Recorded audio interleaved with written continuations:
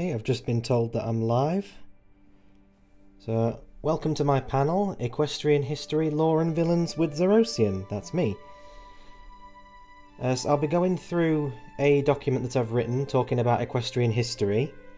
Then we'll move on to Lore and Villains. If you have any questions or anything throughout, just, feel free to put them in the Miss Main stage chat or the questions chat, whichever one. So, without further ado, we should get started. So, some of you might remember I did a panel last year where I talked about equestrian villains. I wanted to go for a similar theme this time, as there was a lot I didn't get around to discussing. So, we'll get right into it. We should probably start with the pre-founding of Equestria. Ponies lived separately in tribes based on species back in those days. There were a few settlements dotted around. According to Tyrek, they were ruled over by Grogar. There was a small collection of farms and homesteads that Grogar basically claimed as his own. During this period, he created and released hordes of monsters to terrorise ponykind and create fear to cement his rule. We can theorise that he created the monsters and villains that the three pillars... I'm getting all muddled up over my words here. We can theorise that Grogar created the villains that the pillars of Equestria would later go on to face together. However, there came a point where a pony wizard called Gusty the Great rose up against Grogar, stole his bewitching bell and sealed it inside an impenetrable magic barrier that literally took the magic energy of Tyrek and Chrysalis combined to break through centuries later. We can presume that Grogar had all of his power sealed within his own bell by Gusty, as this is the power that the trio of villains utilise in the Season 9 finale. She then proceeded to banish the powerless Grogar to an unknown location. This later became a legend and has been passed down in the form of a children's story.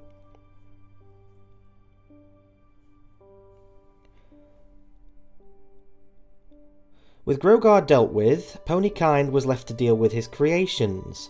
The three tribes of ponies lived separately and apart from one another with a, as the series put it, precarious peace, which was soon toppled by the appearance of Wendigos. Now, we could theorise that the Wendigos were actually created by Grogar and that they were one of his monsters, but I personally like to think that they're more of a magical creation than a monster of sorts. With the appearance of the Wendigos, we can assume that the disagreements between the tribes and rulers had already happened, and that is what attracted the Wendigo to them in the first place, as the blizzards they created only amplified existing tensions, making them worse. The blizzard and storms that were created by the Wendigo drove the tribes into a bitter feud, with each one striving to find themselves a new land where their citizens could flourish and have the advantage over the other tribes. However, if the history books are accurate, we can tell that they all found the same land and proceeded to argue over who had laid claim to it first.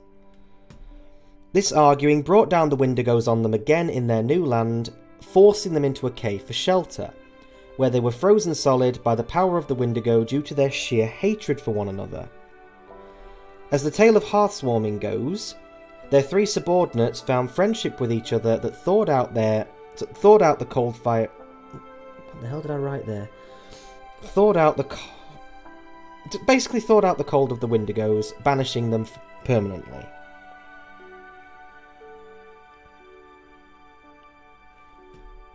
Sorry, I'm just having a quick read of the stage chat for a moment.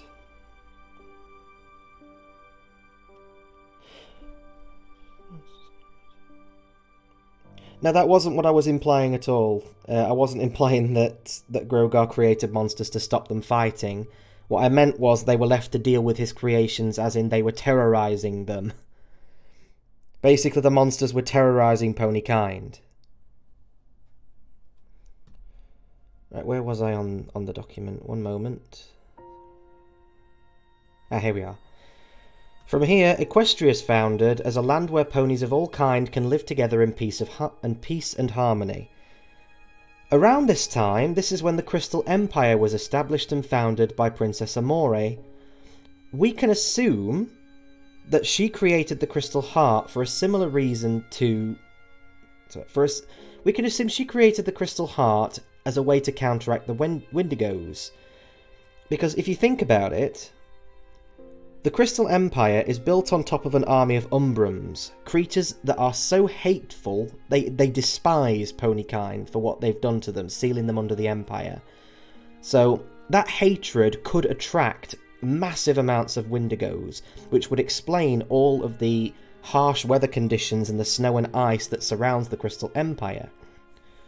The Crystal Heart takes love from the Crystal Ponies and amplifies it and then sends it out as a sort of shield. So maybe we can assume that the Crystal Heart was created as a way to counteract the Wendigos in the area that the Crystal Empire is built in. After this, according to the Journal of the Two Sisters, it was at this point that Celestia and Luna were crowned as princesses. We can assume they earned this luxury by their ability to raise and lower the sun and moon on their own, which would normally take an entire army of unicorns and Starswill the Bearded to do. The fact they were alicorns also probably helped because they embodied the 3 traits of all 3 pony tribes. At this point, this is where the history books get a little bit contradictory, because the Journal of the Two Sisters claims that they discovered the Tree of Harmony at this point, which was before Starswill the Bearded and the Pillars of Equestria had left the world. But in show canon, we know that the Pillars created the Tree of Harmony just before they made their ultimate sacrifice to try and defeat the Pony of Shadows. After this, according to the timeline that I have, it was at this point that Canterlot was built. Apparently, Mistmane played quite a large part in the building of Canterlot, and apparently thwarted some kind of evil plot that was supposed to stop the construction. After this, Queen Chrysalis and the Changelings were born from a magical tree. This magical tree, Starswill apparently actually found this tree in a swamp where he was bitten by a mosquito. Said mosquito then landed on the tree absorbed the mosquito and created changelings. And we all know what happened with the changelings. They went on to cause an absolute riot. Just bear with me a moment, I'm just referring back to my document.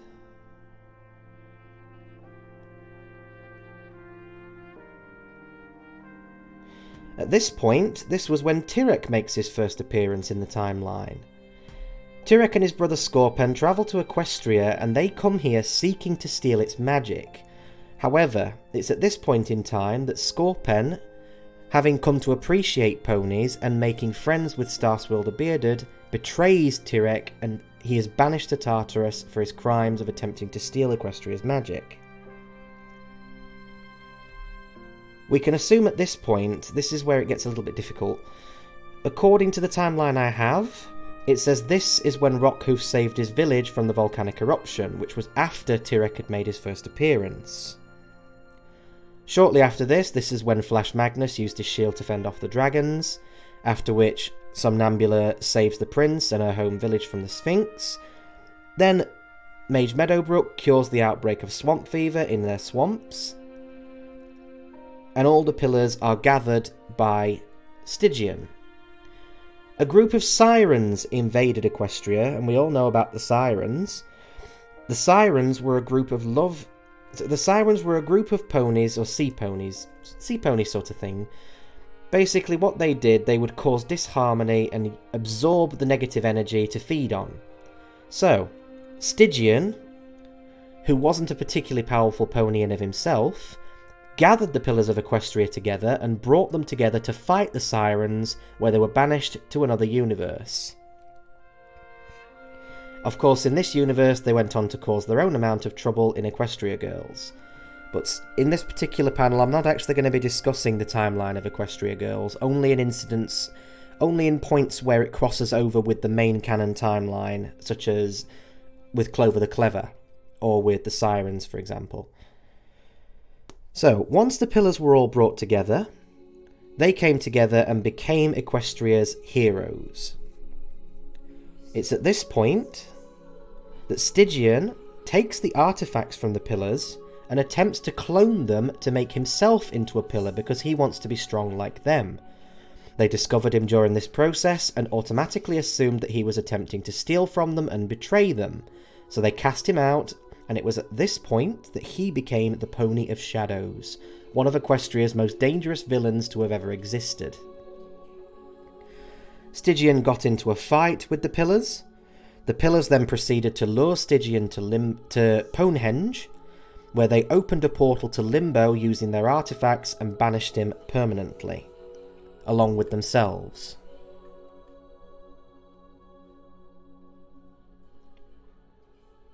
This is the point where Discord comes into the fray. At the very end of this era, just after the pillars have disappeared, Discord comes in and starts to rise to power and rule Equestria in an eternal state of unrest and unhappiness. He plants plunder seeds to drain the magic from the Tree of Harmony, because he knows that the Tree of Harmony is the protector of Equestria in the absence of the pillars. Celestia and Luna obtain the elements of harmony from the tree and use them to confront Discord. It's at this point that Discord is turned to stone, and he knows that at some point in the future his plunder seeds are going to work their magic, drain the magic from the Tree of Harmony, and capture the princesses. This is where it goes into another era, because at this point King Sombra overthrows Princess Amore and becomes the new ruler of the Crystal Empire, ruling with fear and enslaving the Crystal Ponies in order, according to the comics anyway, to dig down to where the Umbrum army is currently sealed. However, Princess Celestia and Luna get wind of this, and they go to the Crystal Empire and defeat Sombra, turning him into shadow and banish him beneath the ice in the north. However, Sombra was not unexpecting. He was expecting this sort of thing to happen, so he put a curse on the rest of the Empire that made it disappear along with him, unfortunately taking all the Crystal Ponies with them.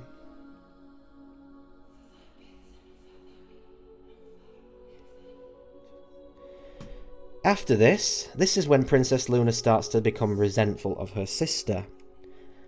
This is the beginning of where Nightmare Moon starts to come in. Luna becomes resentful that all the ponies are sleeping through her night and her beautiful night sky, whereas they worship Celestia during the day.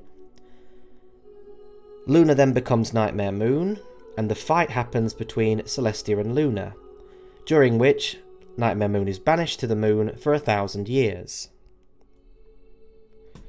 Between that point and the modern age, there isn't really a whole lot that happens. There's a few points, for example the founding of Ponyville, where Granny Smith's family moved to the location that will become Ponyville because of the Zap Apples. That's a key point in the timeline.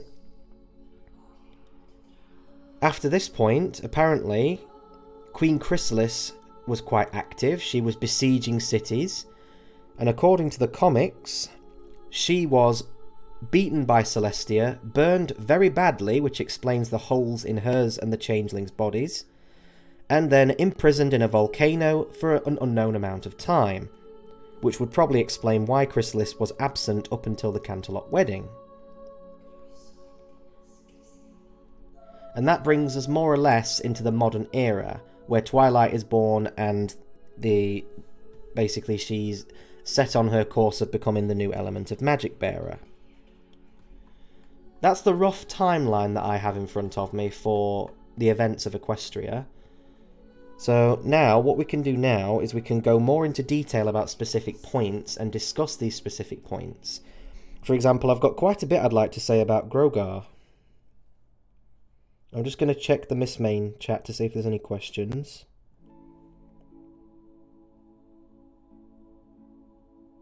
I'm not seeing any.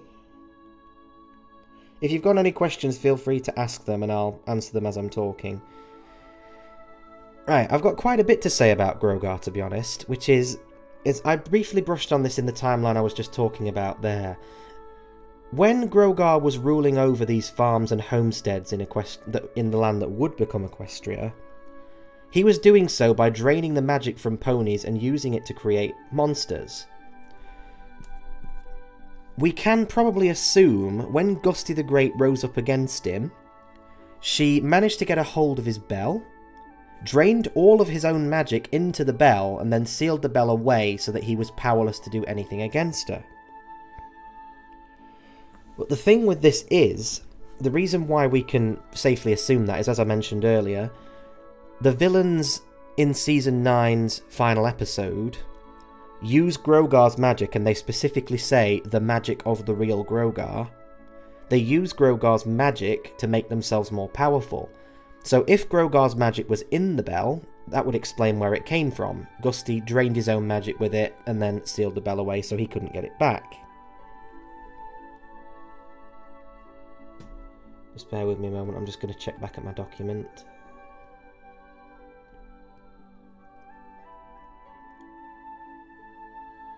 Yep, that's it. With this period of time, we don't actually know what happened to Grogar after Gusty the Great took all his power and sealed him away. All we know is that he was banished. So the question that I have is, where did he go? Where has he been through this time, and could he come back in the future? We can safely assume that he could come back because, like most of the villains in the show, we can safely assume that Grogar does not age in the conventional way. It would explain, if Grogar is still out there somewhere, he could be creating monsters that pop up in the modern era. For example, whenever monsters appear somewhere in Equestria and start causing difficulty, like for example the Bugbear, it could be that Grogar created the Bugbear. It could be that he created the Manticores. All of these things could link back to him, because he was known as the father of all monsters.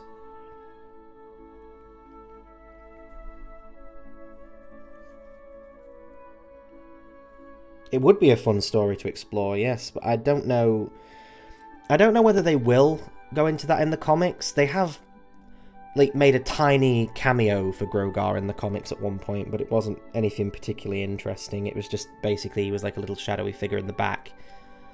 But it would be very interesting to see if they had him come back and get his powers back or something, because the bell is still around. The bell hasn't been destroyed, it's just inactive.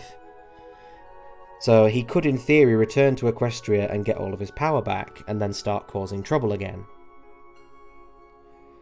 I'd also like to talk about the Changelings as well.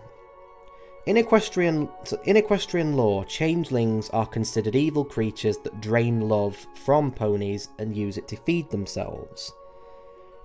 But one thing that I've noticed about Changelings is that they're a very, very small group. There aren't that many of them. There's perhaps under 100 of them at most.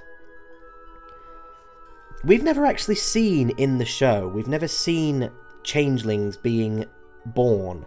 We saw it once in one scene where Thorax was born, and he's the episode where Thorax explains his backstory. But we don't actually get a date as to when that happened. So it could be that the Changelings don't actually age in the conventional way, and that the Changelings that are currently with Chrysalis are the same ones that were with her when she first came out of the tree when she was first created. That would be an interesting thing to look at, because if they are the same group of Changelings, if they are the same ones that were there before, now that they've all become reformed and they have a brand new hive, Chrysalis doesn't have any Changelings and she can't make any more by the sounds of it. Otherwise, why she would have done so already if she could. If Chrysalis was capable of creating more Changelings and having a hive of her own to fight against the other Changelings that have reformed, she would probably have done so already. So we can safely assume that there are no more Changelings other than the ones that have reformed. And Chrysalis is a statue, so she's not going to be much of a problem from this point on, unless somebody releases her.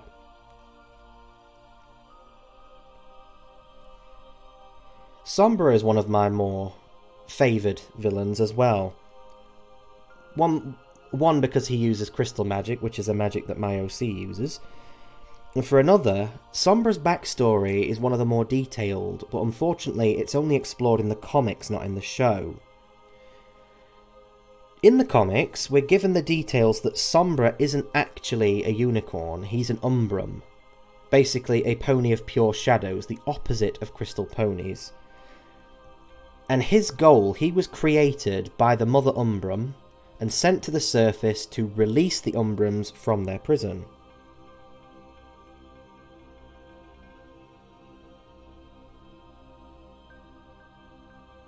Yeah, that would have been interesting. Somebody in the chat just mentioned, in Triple Threat, the Changelings mentioned a group of other rogue Changelings that were refusing to reform, who were later reformed off camera. It would have been interesting to have seen them hook up with Chrysalis, to be honest. I was kind of hoping that there was going to be some kind of confrontation between the reformed Changelings and the unreformed Changelings, because that would have been epic. It really would have made for an interesting story. But back to Sombra. King Sombra, when he was first created, he was basically sent up to the surface with a mission in mind. But unfortunately, he couldn't remember his mission. So he was sent to an orphanage where he was raised. Every year when the Crystal Fair would happen, when the Crystal Ponies would celebrate their love and affection for one another and pour it into the Crystal Heart, King Sombra, or just Sombra at the time, would be racked with agonizing amounts of pain, and he could never explain why, so he was never able to go to the Crystal Fair, which made him sad and upset. It's later revealed that the reason why he can't go to the Crystal Fair is because he is an umbrum, and the sheer amount of love being expressed out there is causing him pain. When he finds this out, he goes a little bit off the rails. He becomes a full-fledged umbrum, as he is, as you can see, in the show. He goes to Princess Amore. She tries to reason with him. She fails. He turns her into a crystal statue and then shatters her into pieces, because he believed that she knew about his condition, which was true. She did know about his condition, and he was resentful of the fact that she did not tell him and that she didn't help him. Obviously then he went on to conquer the Crystal Empire, making every pony that lived there into slaves, because his mission was to free the Umbrums from under the Empire. The Umbrums are trapped down there. The love that the Crystal Empire generates is keeping these Umbrums trapped, which, as I mentioned earlier, I believe that the reason why there's such harsh weather around the Crystal Empire is because I believe when Wendigos are attracted to the hatred and negativity that the Umbrums represent. Moving on further, I did touch on a topic of Nightmare Moon in my previous panel. Basically, I have a theory that Nightmare Moon was created by an extra-dimensional entity latching onto Princess Luna's negativity, just like the Pony of Shadows, where an extra-dimensional shadow latched onto Stygian because of the negative emotions he was feeling. It drew him to the Well of Shade, where I believe there is some kind of rift between Equestria and another world, or some kind of void.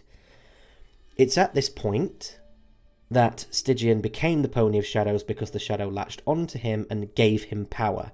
It promised him power and then it delivered. I'm of the opinion that a similar entity latched onto Luna's negativity and gave her power to become Nightmare Moon. Because there is a vast power difference between Princess Luna and Nightmare Moon. We've seen this in the show, where Nightmare Moon is considerably stronger. It's my belief that this shadow entity is boosting Luna's power and giving her the ability to be Nightmare Moon. Unfortunately, I don't have much proof to back that up, other than the weak points, for example, Ponehenge and the Well of Shade, leading somewhere, in this case leading to Limbo.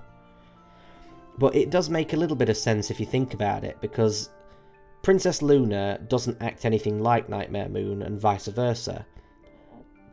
Nightmare Moon is kind of her own entity, in a way. She speaks as though she's independent from Luna a lot of the time, but obviously she still feels the rage and the upset that Luna felt about being ignored.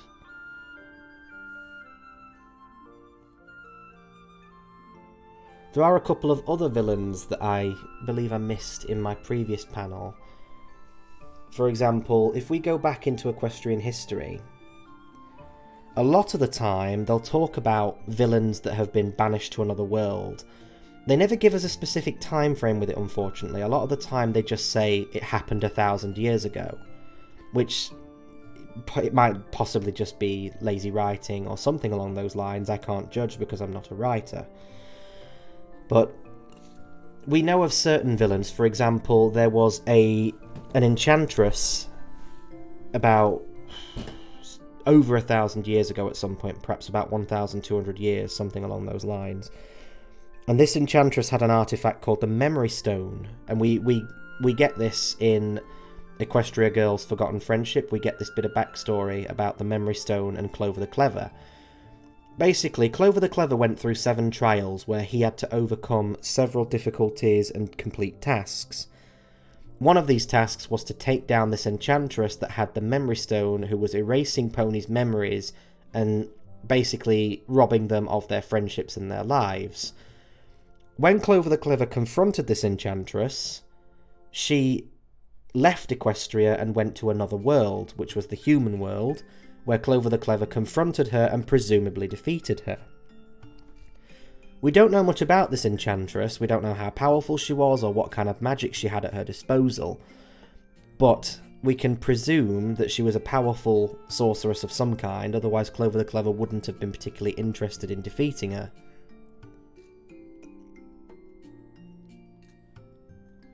Well, going off villains for a moment, I would also like to just make a brief discussion about Starswill the Bearded. Starswill the Bearded created a lot of equestrian magics. A lot of magics that ponies use today were created by Starswill the Bearded. If we look at Starswill, there is actually a lot of evidence to suggest that Starswill might possibly be immortal, because he was present at the founding of Equestria, before the princesses, during the Wendigo period, During the period where the Wendigos were running rampant, Starswill the Bearded was present and there. He was mentioned by name, because Clover the Clever is mentioned as being his assistant, his apprentice. If that's true, there is at least a 100-year time period between the founding of Equestria and the crowning of the princesses. So Starswill has to be at least 100 years old. Because obviously they've been in limbo for around 1,000 years, so obviously he won't age while he's in limbo because there's no time there. But before that, he was already in a very advanced state of age, or at least, in my opinion, at least 100 years old. If anyone else has any theories about Starswill or any other people or ponies or anything, just feel free to mention them and I can have a look at them and let you know what I think. I'm just going to take a quick look at the chat.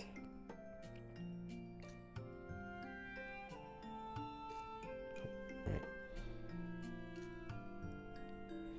I didn't really talk very much about Tyrek in my last panel either, did I don't think? Tyrek's an interesting villain because of his abilities. If you look at Tyrek's backstory in the comics, he's not just a lord as he calls himself, he's actually a prince. Oh.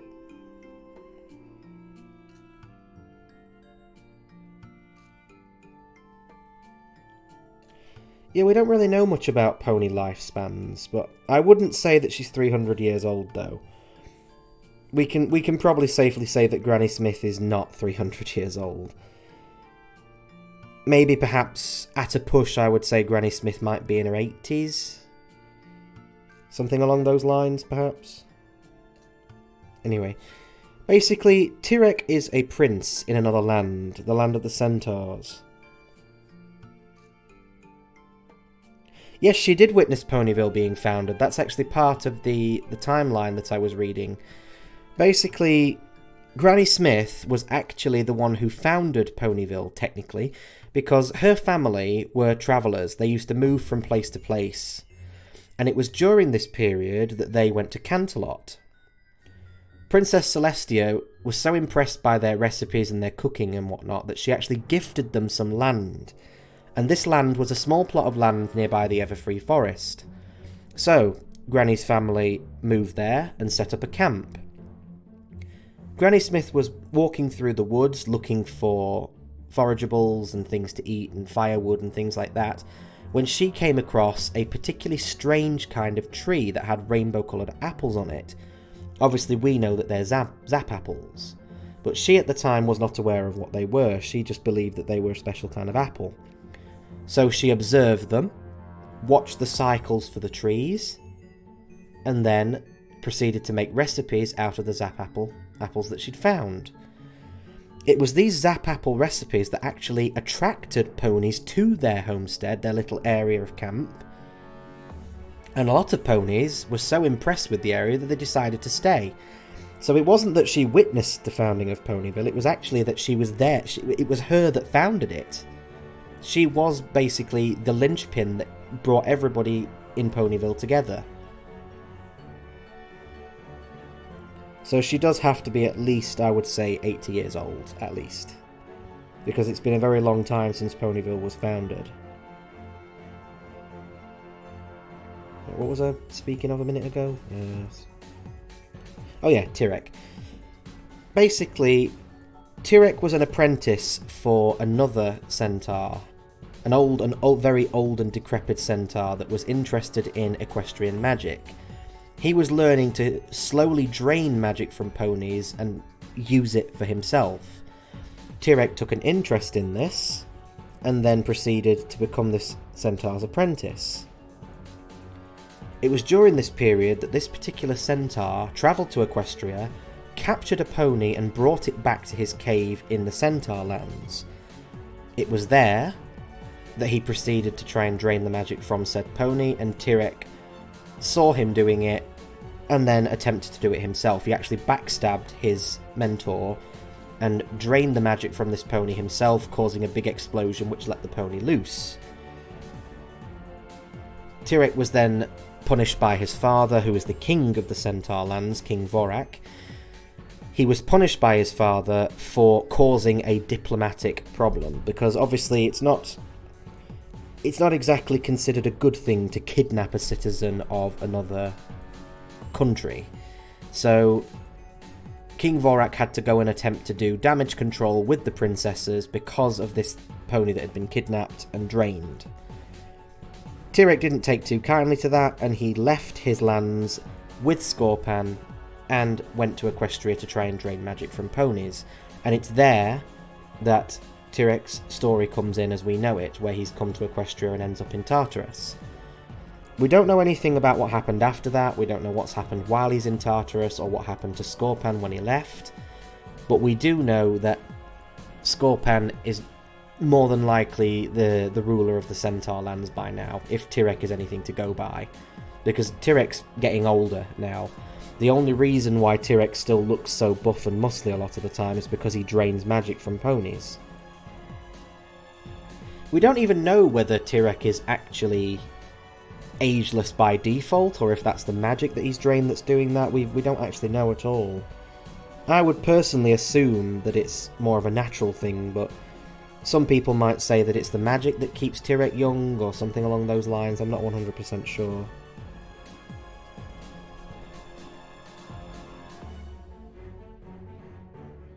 Right, now we need to look a little bit at equestrian lore. There's quite a few legends in Equestria.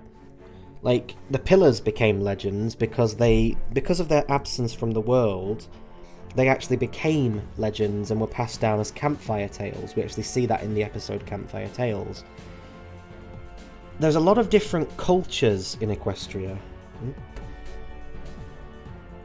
Yeah, that's actually true. They were going to bring Scorpan in, but they dropped him for time, I think.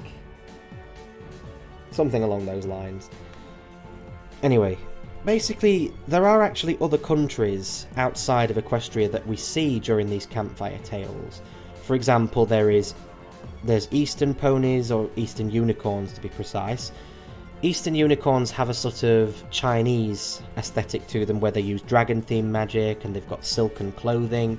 This is the city that we see in Mistmane's story. We've then got the Gallic ponies, which is Rockhoof, and the I can't remember the name. I think it was the Mighty Helm. I think it was Rockhoof and the Mighty Helm are, I in my opinion, they're based on the Gauls, because if you look at their aesthetic and the way that they build and their shields and their helmets, it's very Gallic in appearance. We've then got the Legions of Cloudsdale, which are themed on they've got a sort of Roman aesthetic to them.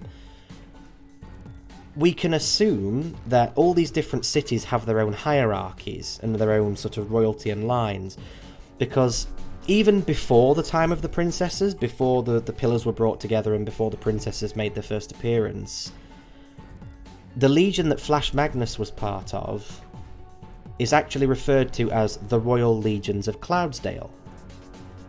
If there's a royal legion, makes sense there's a royal family who the legion serves. So we can presume that Cloudsdale has its own sort of nobility, or had its own nobility at one point, and maybe this nobility was abolished at some point as the princesses took control. Because you don't really need lower down royal hierarchies when you have a main royal that rules over the land with Celestia and Luna. There's a lot of variation in it as well, because we've also got the Egyptian themed ponies. I think that's Somnambula. And then you've got the, I don't know the term for it, but the ponies that live in the swamp.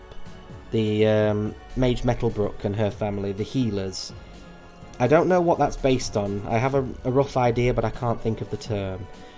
But there's this huge variation of different cultures and you know, the ways that ponies live.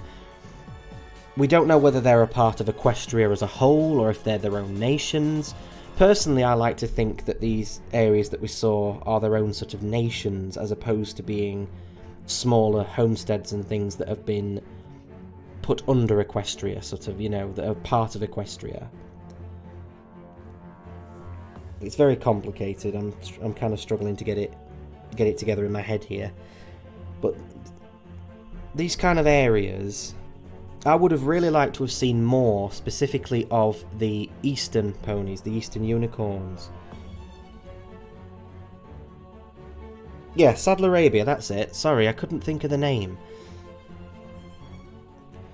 But I would have liked to have seen more of the eastern unicorns, because they had a very interesting aesthetic, what with the dragons. They literally had dragons, dragon-themed magic that came out of their horns. I would have really liked to have seen more of that. It was very interesting.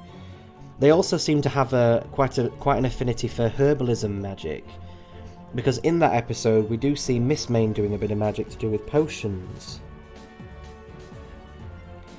And obviously when Miss Main goes off to study magic, that's when her friend becomes the Empress and everything kind of goes to pot a little bit. But then Miss Main gives the magic back to the area and goes on her travels looking for areas that need help in restoring their beauty. I also would have liked to have seen more of Flash Magnus's backstory, other than the mission where they go to the Dragonlands, because a lot of my character's backstory kind of resembles the Roman Empire.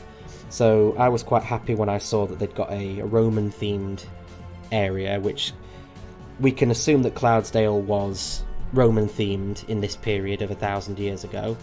But I definitely would have liked to have seen more of that, because when they talk about legions, it implies that there is more than one legion. And a legion is usually composed of something like perhaps 100 soldiers, something along those lines. So that would have been very interesting to explore, kind of, you know, the military structure of Cloudsdale and where Flash Magnus fitted into that.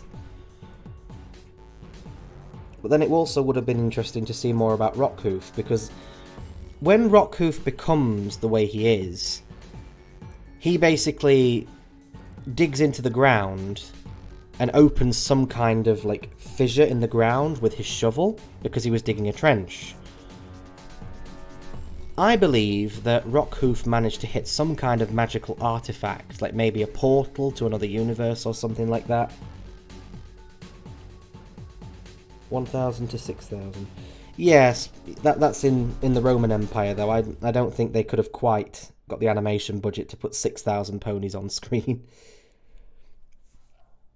But it definitely would have been interesting to see more about Rockhoof and exactly how he became as big and muscly as he was. Because I personally think that he struck some kind, as I was explaining, I think he struck some kind of magical artifact or a portal of some sort that like let magic into his body. Because we see in the season finale, when Tyrek drains the magic from Rockhoof, Rockhoof becomes small and weak again, which shows that Rockhoof's magic, this magic that Rockhoof has, is the reason why he is as big as he is. So I would have definitely liked to have seen more about that. It would have been very interesting to see where that came from.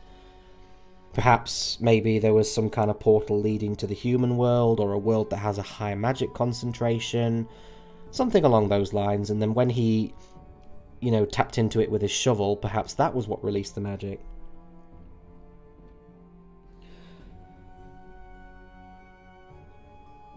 So I'm just going to check something very quickly. Oh, I've just seen the GIF that the person posted with the "It's been 84 years." Sorry, I missed that. But let's go back to Ponyville, for example. If we look at Ponyville, Ponyville's a very diverse town, and that's kind of the point of Ponyville. It's a town where different species of ponies can come and live together. When Celestia gave Granny Smith that land, we know that Celestia has prophetic dreams. We know that she can see the future sometimes, because she had a dream where she specifically mentions that she had a dream about Tyrek. We could possibly theorise that Celestia had a prophetic dream of needing to establish Ponyville as a town, and granted Granny Smith's family that particular plot of land because she saw it was of some significance. Unfortunately, we don't have anything to base that on, other than the prophetic dreams, but it could be a possibility. It could be something that Celestia saw in the future.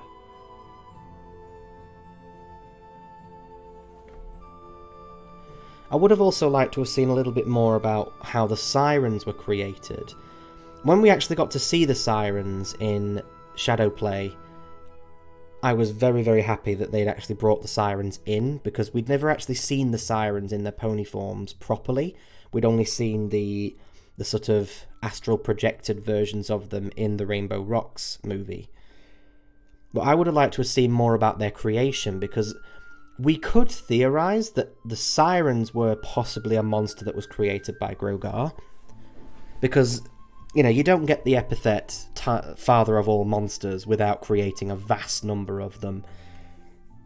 There could be a huge amount of monsters still out there that Starswill never dealt with, that Grogar created and sicked on the land. The sirens could have been just the, you know, the beginning.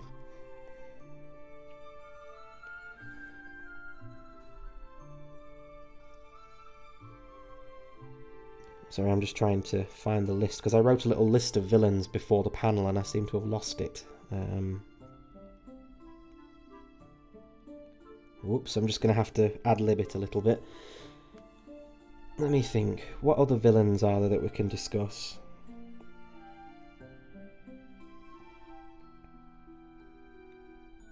A Genesis similar to the Changeling except for the Hippogriffs. I'm not quite sure what you mean by a Genesis. I'm not 100% sure what you're referring to there. But it could have been that there was some kind of... What's the word? The sirens could be in some way connected to sea ponies. They could be sort of like, you know, the predecessors to the original sea ponies, because Hippogriffs... The sea ponies that the Hippogriffs turn into, I don't think that they are sort of genuine sea ponies per se, because they are, you know, the Hippogriffs turn into sea ponies.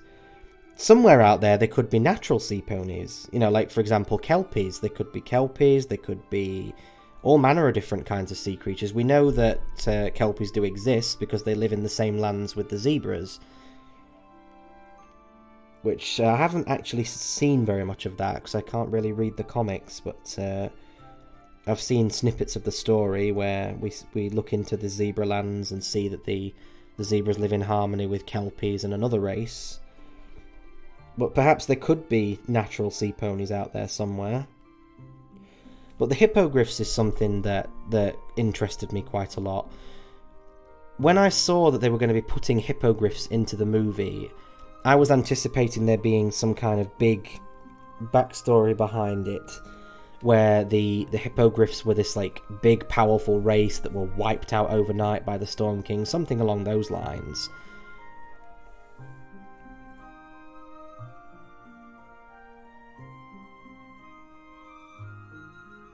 Yeah, we can probably assume that the sirens are unique, because we do only see 3 of them, and they are obviously quite big.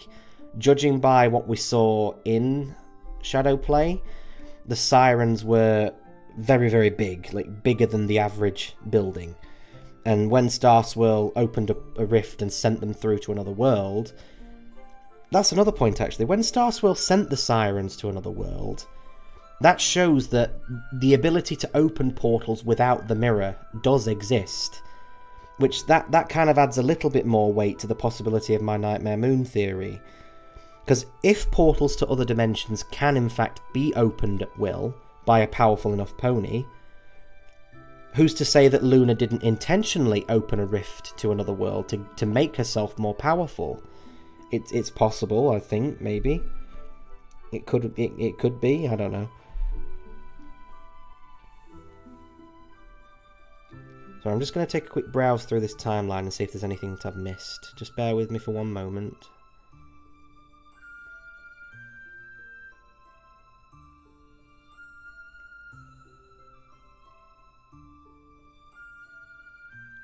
Ah, here we are. During his lifespan, it's known that Starswill the Bearded created more than 200 spells. He has a wing in the Canterlot Library dedicated specifically to him and his magics that he created. It does make you wonder, where did Starswill get his knowledge from? Because you can't just... nobody just knows a spell, you have to learn it from somewhere. So it makes you wonder, did Starswill experiment with his magic? Did he explore the world and see other species that had mastered magic already?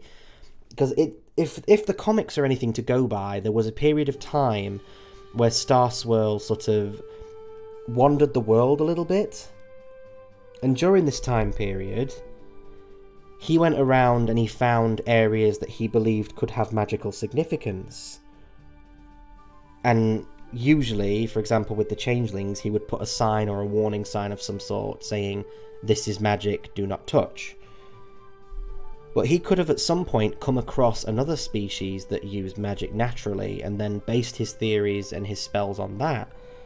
It's a possibility, but we'll never know for sure unless they show us that in the comics. I can see several people are typing at the moment, so I'll just give you a moment to type and see if I can answer whatever it is that you type.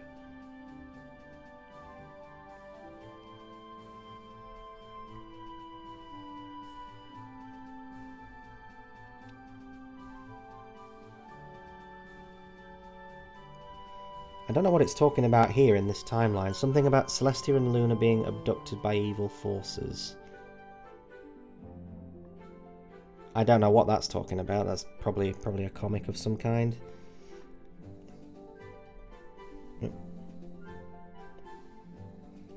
We saw the constant visiting to different dimensions of Equestria can cause things to go wonky and merge worlds.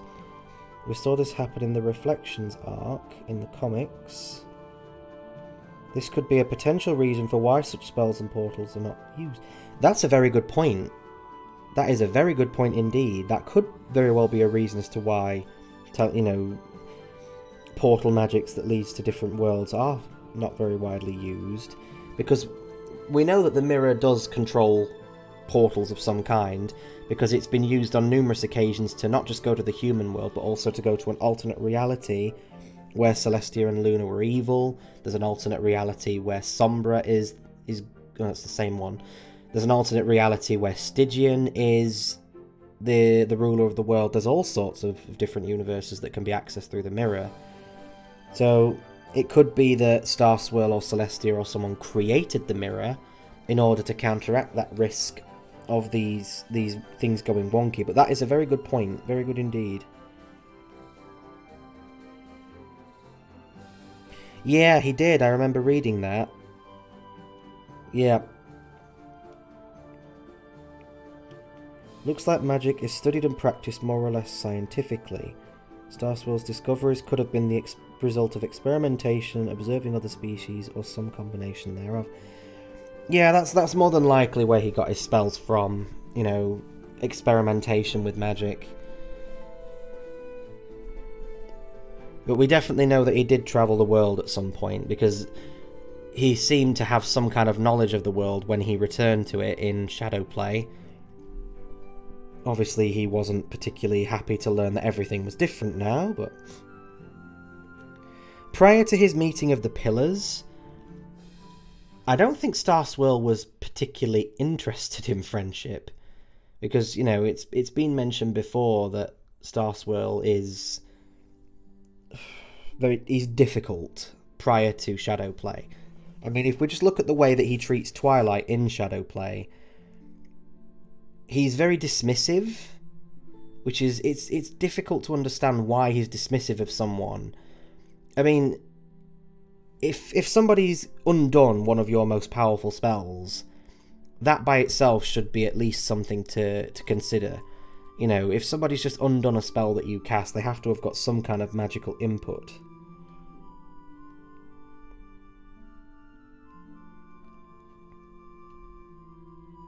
Sorry, as I said, I'm just taking a quick look through this timeline to see if there's anything that I've missed.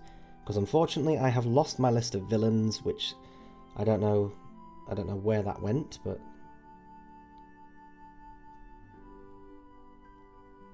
Let's have a look. Ah, there's one to talk about. While we're on the topic of villains and whatnot, and I mentioned earlier that Grogar is very significant because, you know, he's the father of all monsters. The Griffins of Griffinstone had an incident with a monster, with the Aramaspi, and this Aramaspi was considered to be the Prince of Darkness, or something along those lines. It could be that Grogar created the Aramaspi and then sent it off to Griffinstone to steal their relic. So he could be connected to that in some way. I'm not particularly... I don't know too much about the details of that, because that's more explored in a comic than it is in the show. We just got that little flashback where the Aramaspi attacks and takes the idol of Boreas and then falls into the rift. And then it dies at the bottom of the rift.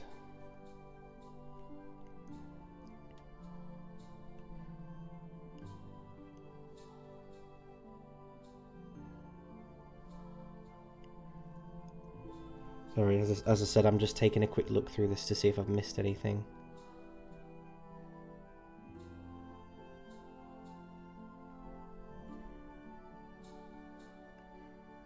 Ah, there we are. Back on the topic of Nightmare Moon, for example, there is also a possibility that Nightmare Moon could just kind of exist in of herself. Because if we look at, say, Daybreaker during Starlight's dream, Daybreaker talks to Celestia about being the better version of her, saying, you know how powerful you are. Things along those lines. So it could just be that Nightmare Moon is basically power that corrupts Luna, or something along those lines. It could be that Nightmare Moon is just a part of Luna that's excessively corrupted, or has been influenced by something outside, not necessarily something from another dimension, but she could have been influenced somewhere.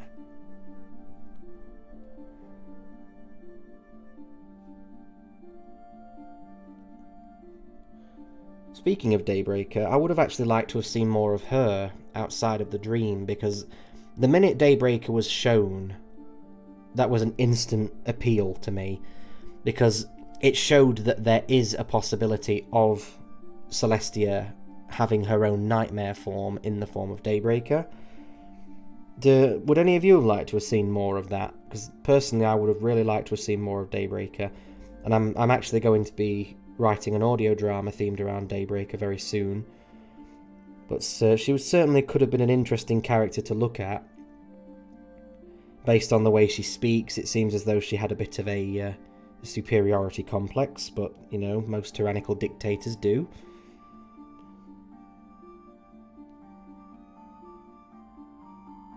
So I'd really like to know what you guys would have thought about that. Would you have liked to have seen more of Daybreaker, or other villains, like, for example, Eris from the comics, who is the chaos spirit for another dimension? Would you have liked to have seen anything with them, or... Yeah, we do see her in that alternate world comic, but we don't really get much. We don't really get much of an insight into her. She's basically just Eris's personal slave, because Eris like literally put a chain around her neck.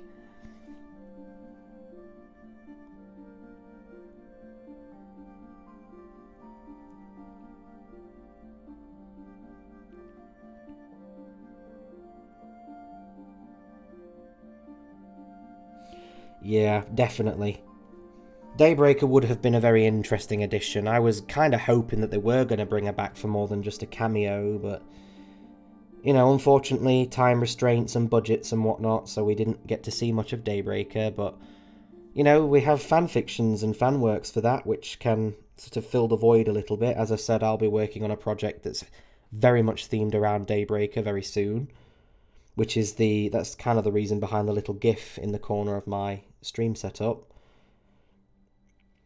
But yeah, it does make you wonder how the world could have been under Daybreaker, because if there's no night time, you know, the world wouldn't necessarily fall into ruin, because, you know, just because the sun's out doesn't mean it never rains or anything, unless Daybreaker is particularly interested in scorching the world. But we'll never know now, will we? Because unfortunately Daybreaker was never explored before the show ended.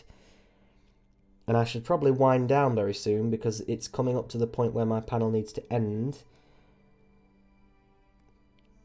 So, on an ending note, do any of you have any questions before I have to wind down the stream? Or the panel, sorry, not the stream.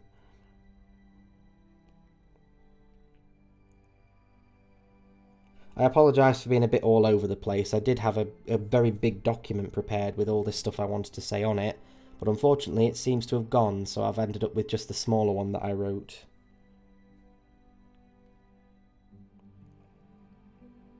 I can see someone's typing, so I'll wait and see what they say.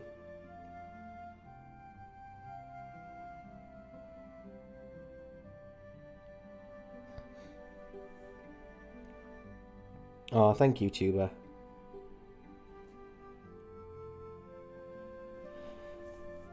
There was a lot more that, like, as I said, I had this big document prepared. I wrote a great big essay on all these different villains and all the lore and stuff, but unfortunately I've ended up babbling a little bit. But as I said, you know, I would definitely like to see more of the show. Like, something else before the panel does end, I think that they could possibly have gotten another couple of seasons out of some villains. For example, the witches from the Volcano of Gloom in Generation 1. I don't see why it wouldn't have been unfeasible to have had them make an appearance, because we know that the human world exists, we know that there are humans out there, we know that there are non-pony races out there somewhere. It wouldn't have been completely unfeasible for there to have, you know, for them to make an appearance and start causing chaos. We could have had them as a villain, or we could have had the real Grogar come in as a villain. We could have had all kinds of different things. We could have had more centaurs, we could have had some Kelpie villains, we could have had a zebra villain. There's all kinds of different things that could have been brought in, which unfortunately the writers of the show never really considered. But would any of you have liked to have seen anything like that? Do you think they could have got a couple more seasons out of these villains?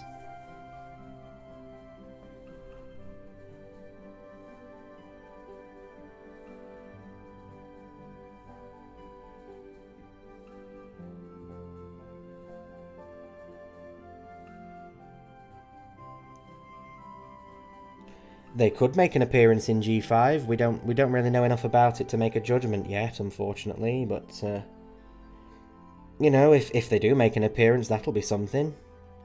They definitely could, because we know for a fact G5 is definitely going to be set in the same world as G4. Yep, I definitely agree with that, Onyx. Definitely, they could have done more with Sombra. I was very disappointed when he was a sort of one-and-done villain in Season 9. I was really hoping that they could have had him be a recurring antagonist, or maybe even have reformed him at some point, though I know some people would really hate that idea. But yeah, Sombra is one of my more favoured villains, particularly because he uses crystal magic, and crystals is actually a type of magic that my OC uses. Pony-Kirin relations. Yep, that would have been an interesting thing to look at. They definitely could have gone into that. The Kirins were a kind of one and done as well. Maybe they will explore that in G5. We don't know anything about G5 yet, unfortunately. All we know is the characters and that it's set in the same universe. Yeah, I actually read the comic about Sombra's backstory, which is rare. I don't really read comics very often because I can't really see them very well, but he definitely did. He had a very interesting story there where they basically did the whole he was born to destroy the Crystal Empire but tried to fight against it. In the comics, they actually have Sombra be reformed, which I would have liked to have seen them do that in the show. Obviously not instantly. You know, it wouldn't have been very entertaining if they just instantly, you know, reformed him on the spot. But they definitely could have done more with him. And unfortunately, I think that's me out of time, because it is now 4:45, and that's when my panel's due to end. So, thank you all very much for tuning into the panel. I hope you all enjoyed the history of Equestria there that I was reading. I hope next time UK PonyCon does a convention, I hope to get a panel next time as well, where I can have something a bit better prepared. Anyway, thank you very much for tuning in, so I will probably end the stream now.